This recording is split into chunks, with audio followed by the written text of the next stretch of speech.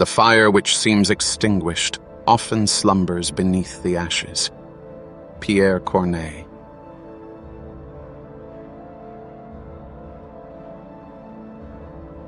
There once was a city under siege. Its fall was inevitable. The city put everything it could into resisting. That inspired its citizens and gave them a strength they didn't know they had. But strength can blind a man as well as enable him. They believed they could hold out, that by some miracle they would win. But not all were so blind. There was a beloved priest who loved his city and the people in it. He also knew the nature of man and the effect a long campaign can have on soldiers. Like pressure building up in a wineskin, one must accept that, once uncorked, you will not be able to control the flow until it has given vent. He knew what would happen to his people when the walls were breached in the heat of battle. Those killed would be the lucky ones. It would be the ones allowed to live that would learn suffering anew. For the sake of his city and the people he loved, the priest poisoned the defenders and opened the gates. It fell with barely a fight. The people cursed him for it. They spit at him and called him traitor, devil.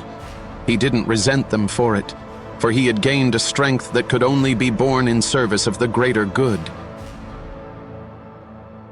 The above page was taken from Tayin Hafiz's diary, circa October 2267 CE. These words, attributed to Lorenzo Cabot, has fueled the debate among scholars regarding the many Cabots theory.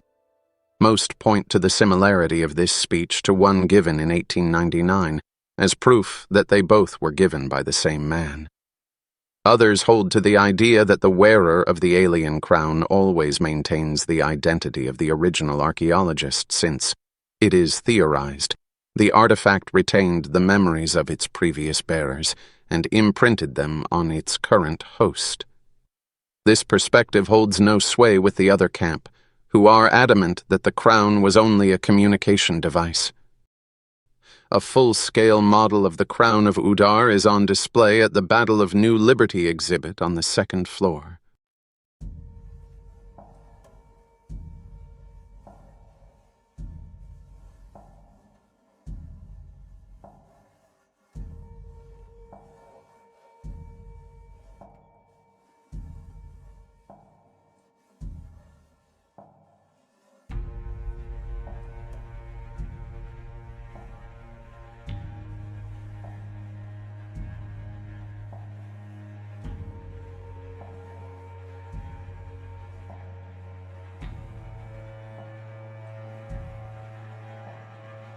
Hey boys.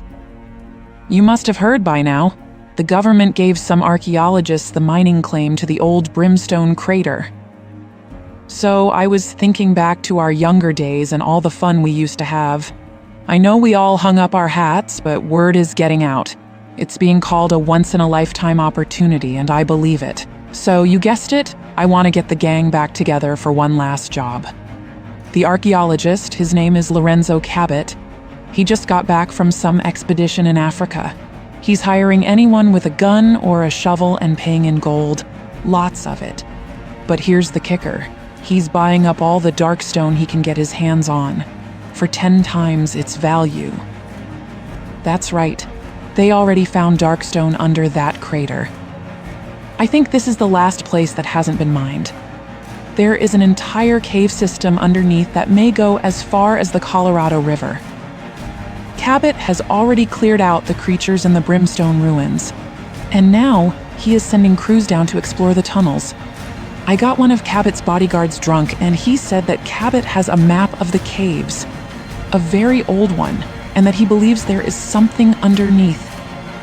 Something very ancient. No one knows what he's looking for, but I aim to be the first to find out, because I got this gut feeling that if Cabot finds what he's looking for, it will be very bad news for all of us. I'll be waiting for you at the Brimstone base camp. Sally. There's something else. It's not about the gold for me. It's about those lights my mom would talk about, the ones she would see in that pit cave by our farm. They're here. Under Brimstone. Please hurry.